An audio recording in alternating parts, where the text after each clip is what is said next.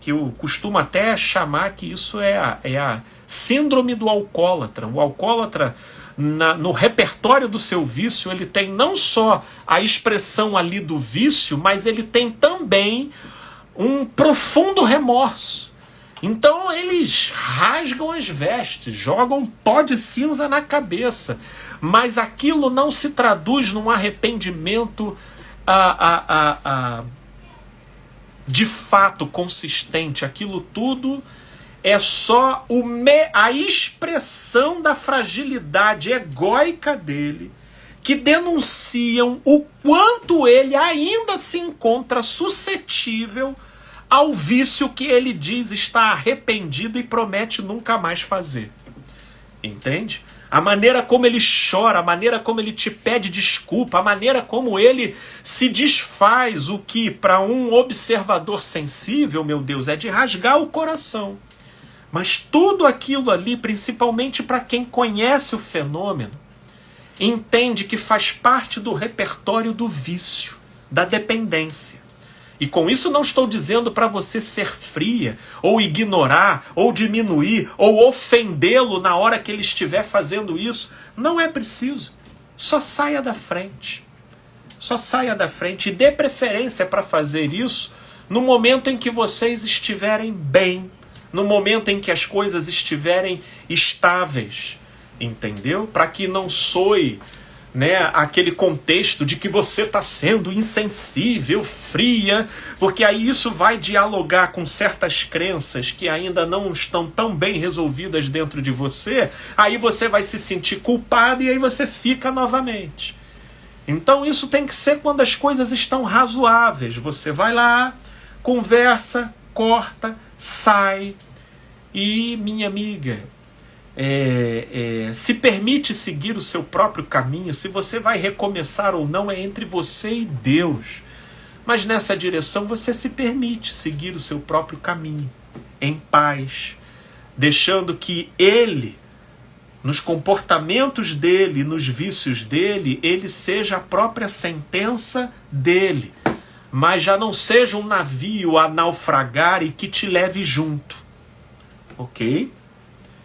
Então, eu creio que eu passei bastante tempo falando dessa questão, mas espero de coração que tenha ajudado. Tá, querida? Que Deus te abençoe de coração.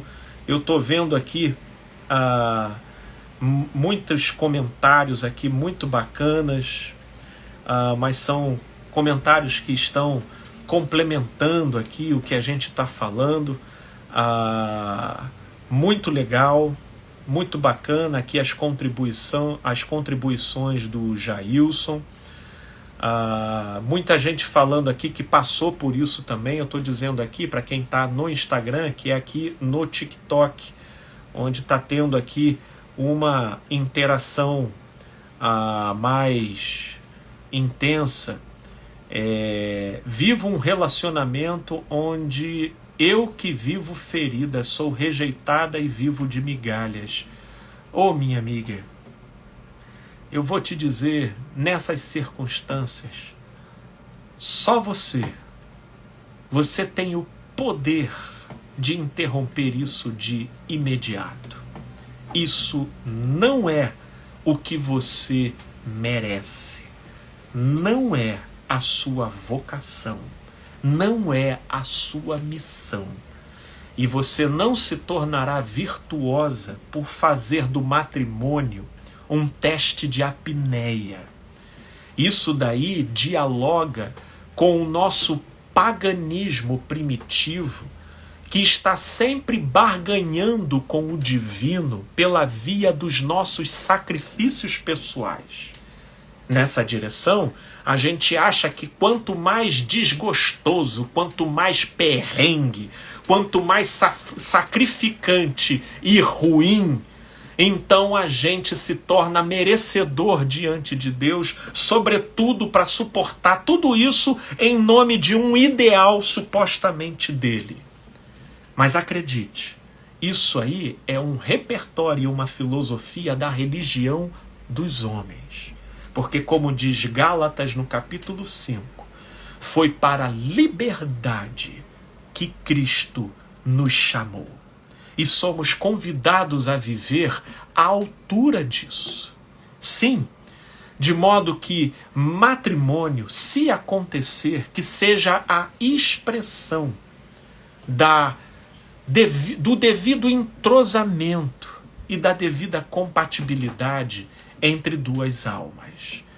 Certamente, todo relacionamento estará marcado por imperfeições, por determinados conflitos, mas quando a relação é saudável, nada disso ultrapassa a linha do que preserve e zele pela nossa sanidade, pela nossa saúde de ser.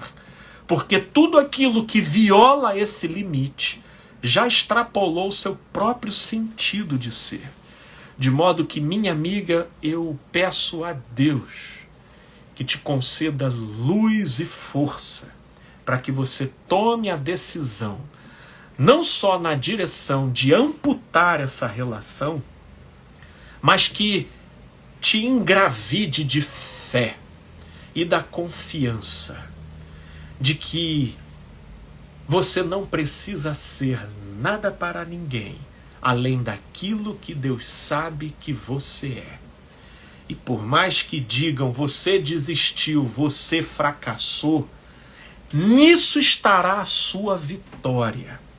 Porque por amor a Deus, por amor a si mesma e por amor até a esse marido, você amputou uma relação cuja toxicidade se mantinha pelo modo como vocês se vinculavam.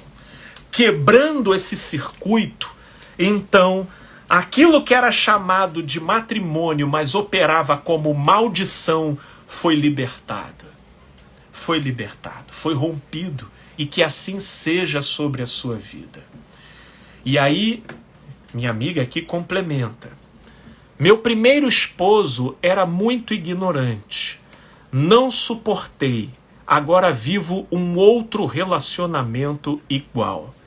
Querida, você está falando uma coisa que traz um ensejo extraordinário. Eu não vou nem passar para a próxima questão aqui, porque essa sua questão, ela traz aqui uma boa reflexão para a gente.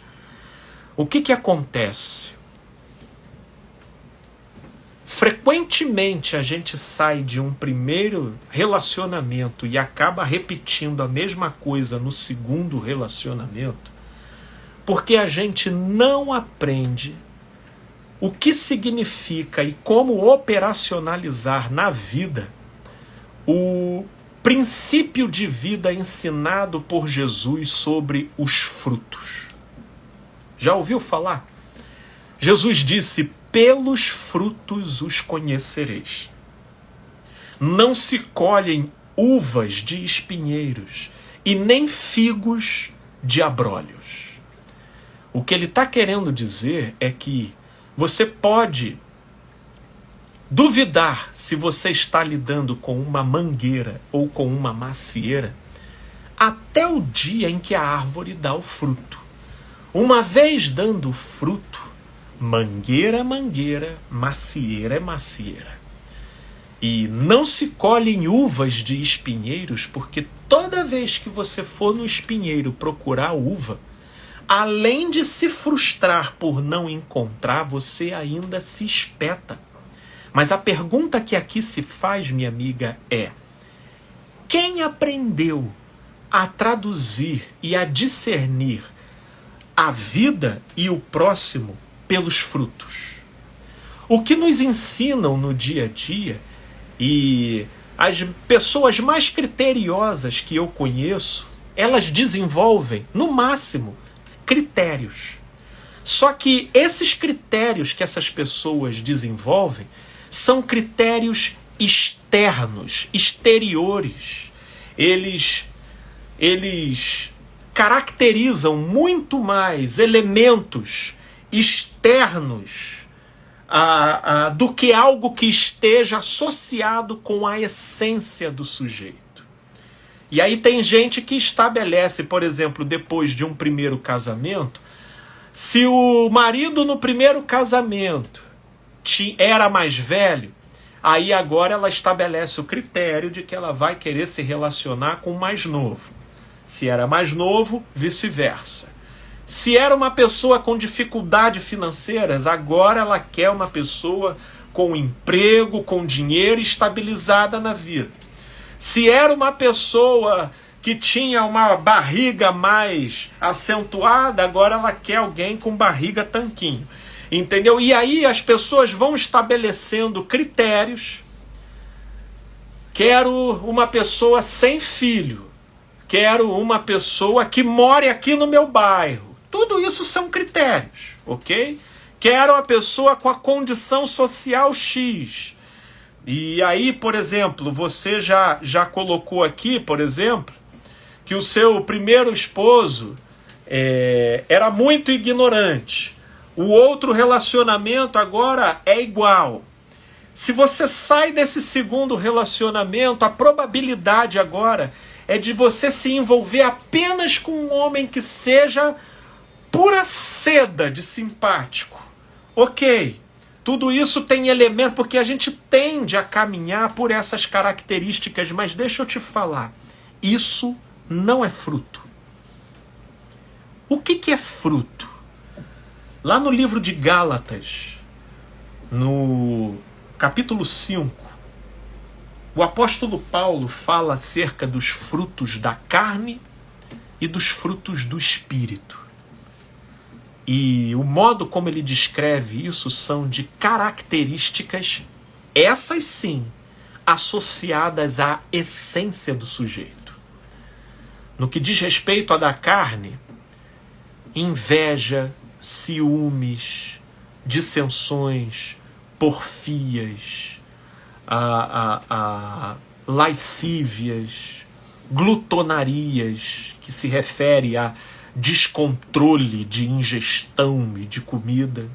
E no que diz respeito aos frutos do espírito, amor, paz, longanimidade, benignidade, fidelidade. Isso são frutos. Perceba que para perceber frutos, você precisa conviver. Para satisfazer boa parte dos critérios que as pessoas estabelecem para iniciar uma relação, sinceramente, basta você checar o currículo do sujeito no Tinder, que você já tem todas as informações. Basta você dar uma stalkeada no Instagram e no Facebook, que você já vê mais ou menos a classe social dele, que você já vê se, enfim, se ele tem filho, se ele não tem. Você já consegue depreender boa parte desses elementos exteriores. Mas fruto, não. Fruto você não consegue depreender via redes sociais. Fruto você só depreende caminhando junto. E aqui eu deixo uma dica. Fruto é aquela expressão da pessoa quando ela está desarmada e despreocupada de ser rejeitada e condenada. O fruto ele vai se expressar nesse momento. Por isso até que numa relação dificilmente nasce algum fruto nos primeiros 5, 6, 7 encontros. Porque nos primeiros meses nós somos totalmente cartão de visitas, não é verdade? Aí a gente não deixa, até aquela marquinha que a gente tem no corpo, a gente tampa. Aí a gente vai fazendo firulas aqui, firulas acolá. A gente vai tentando agradar de todas as formas. Então nesse cenário é difícil de fruto nascer. Fruto ele vai nascer quando a guarda começa a baixar. E aí vamos aqui só aventar aqui alguns exemplos, só para você conseguir visualizar. Eu quero que vocês só visualizem a coisa. Aí vocês já estão lá numa interação, aí você vai com o sujeito para o cinema. Aí chegando lá no cinema, tá passando filme, e aí o cara vai lá e agride a mulher, e aí tá vocês dois lá no mó love, o cara vira e fala: mereceu. Mereceu. Aí você já, ó, pum, tem um fruto nascendo ali. Tem um fruto. Pum, extravasou. Mas aí tem muita gente que não observa esse fruto. Esse fruto em si não é nada.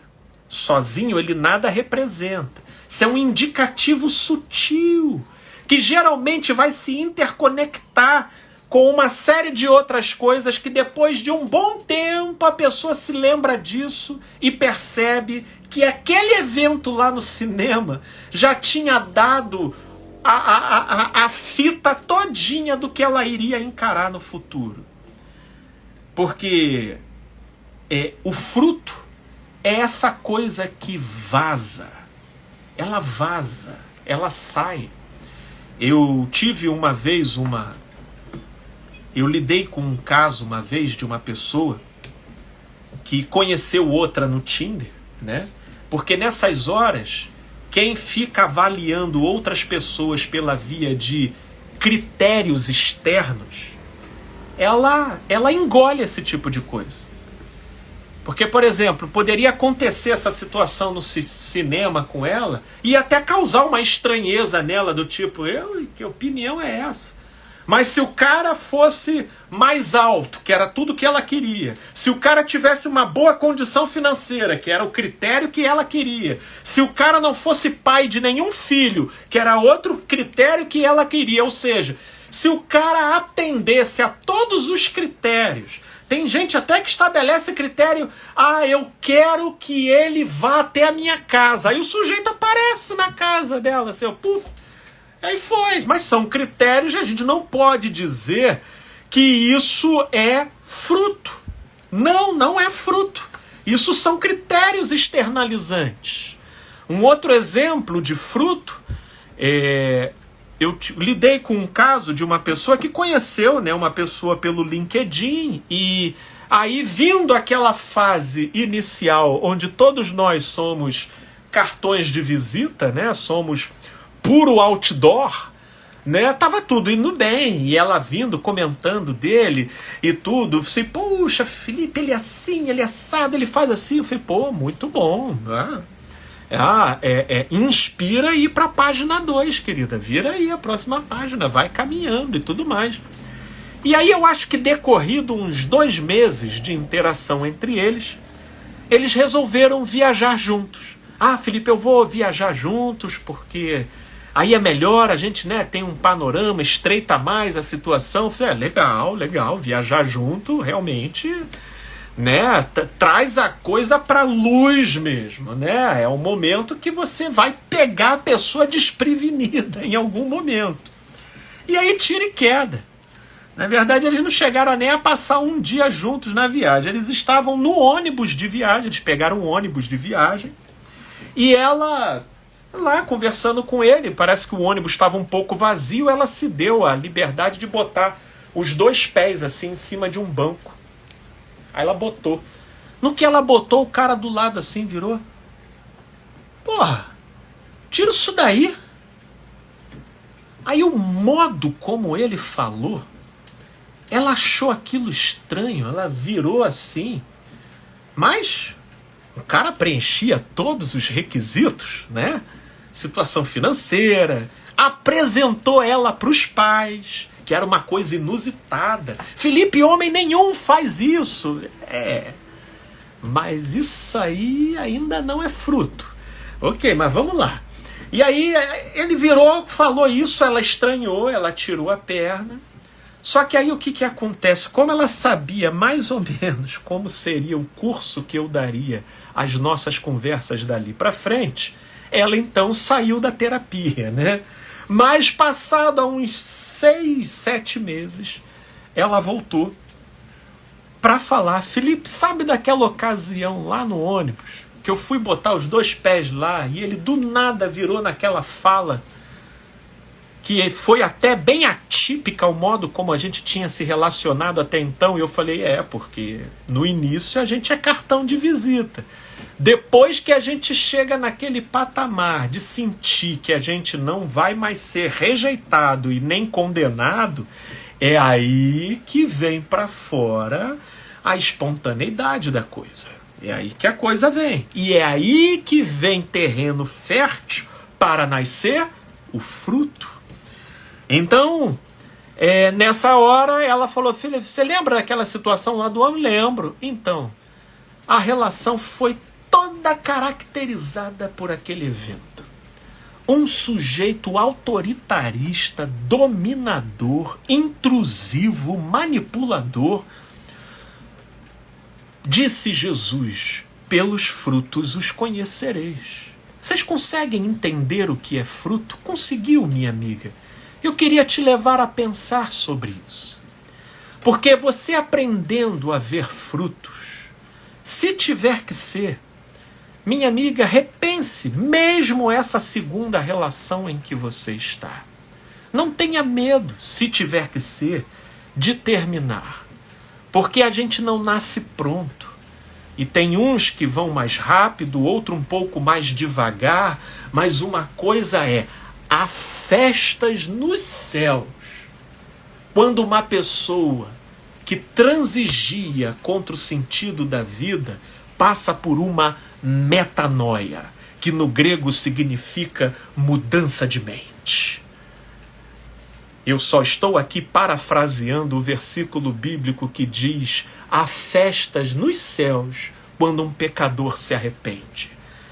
Então, não importa quantas vezes você tentou e quantas vezes você tropeçou, importa é que você agora entendeu. E se isso faz sentido, então é hora de recomeçar. E eu deixo aqui essa saudável provocação, minha amiga, para você pensar, viu? De coração. E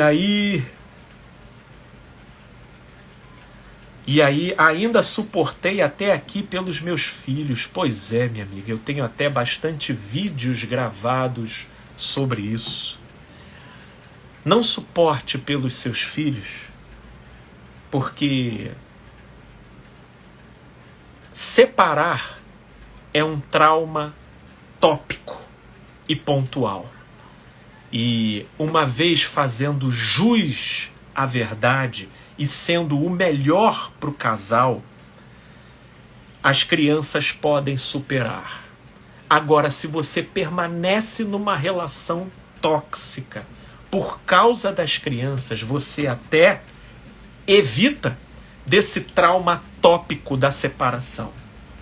Mas você contribui para gerar nelas um outro tipo de trauma, que é conviver com uma relação tóxica.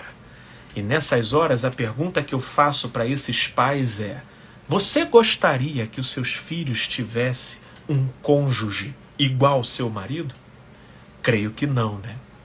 Pois então, não molde, não acostume, não familiarize os seus filhos com uma relação que não é verdade, que não é saudável e que é tóxica. Porque fazendo isso, você estará familiarizando eles com o que é mal. E aí, chegando lá na frente, eles ficam sem dispositivos de discernimento para alertarem eles em relação à rabuda. Porque eles ficaram tão familiarizados com o que é distorcido e disfuncional que eles acabam entrando no alçapão sem perceber. É para pensar, viu, querida? E aqui, creio que a gente ainda tenha um tempinho, eu tive aqui o comentário aqui no Instagram. Estou cansada, 10 anos em um relacionamento abusivo. Tenho um bebê de 1 ano com ele. Estou pensando em me separar. Querida, é muito frequente, tá?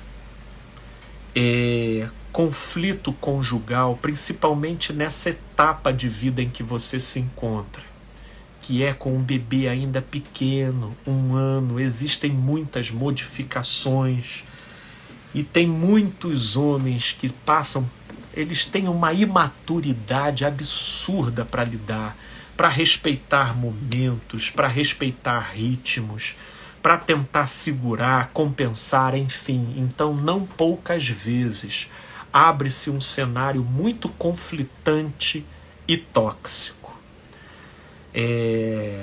Eu não sei, minha amiga, se tudo isso se intensificou a partir do filho, ou se isso já era presente muito antes do filho. Até porque, querida, pode não ser o seu caso, mas eu já lidei com alguns casos de pessoas que, pela carência, no intuito de manter a relação, teve a desastrosa ideia de ter um filho como forma de prender o marido.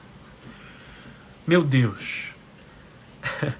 Quando, na verdade, filhos é aquilo que carrega o potencial de estremecer e impactar até relações que tenham um bom potencial de entrosamento. O que dirá aquelas que já carregavam sintomas de falência, né? Então eu creio que é isso que precisa ser revisto, porque você estará muito mais na direção de amadurecer a decisão de terminar, se isso já é uma situação tóxica antes de ter o filho. Mas se antes de ter o filho a relação ainda era plausível, mesmo que no meio das suas imperfeições, e depois que você teve o filho a coisa degringolou, pode ser, minha amiga, que uma terapia de casal te ajude. Ajudem a vocês com uma psicoeducação para cada qual ali saber o seu papel, saber o seu momento e saber o seu modo de contribuir e, de repente, facilitar um pouco mais esse caminho diferenciado e desafiante que é a do nascimento do filho na relação. Ok?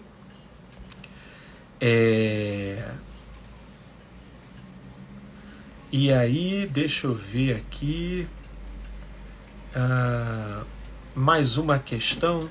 Nossa carência, a carência feminina, também trazida de uma cultura familiar machista, abre oportunidades a aceitarmos tais tratos abusivos e desrespeitosos. É isso, minha amiga. Tem muito dessa carência que é uma construção cultural social. E cultural, inclusive, a partir da subcultura da família, da cultura intrafamiliar, que pelo modo como eram retratadas as figuras masculinas e femininas, geram-se crenças em torno dos quais moldam-se as nossas emoções, os nossos afetos, as nossas intolerâncias, os nossos desejos e as nossas carências.